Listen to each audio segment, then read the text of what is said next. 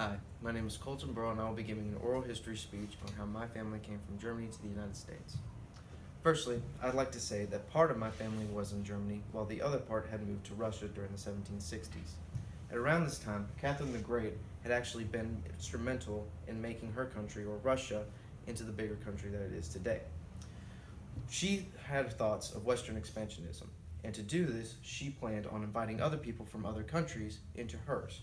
This thought would help them to create a more stronger and more influential grip in the European continent. So, this is where my family would actually stay for quite a while, until the German revolutions of 1848 to 1849.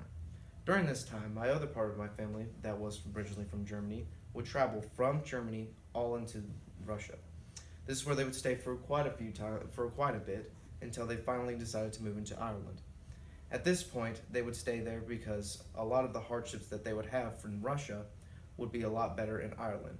But as they would come to find out, that a lot of the homeless factors that they would come into knowing from the German revolutions would also affect them in Ireland, as the Irish Revolution was also a big factor at that point in time.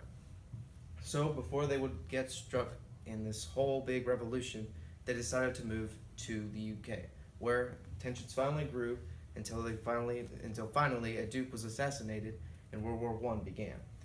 Trying not to get captured and fight in something that they didn't believe in, they decided that their best bet was to move to the United States before World War I had reached all the way over there.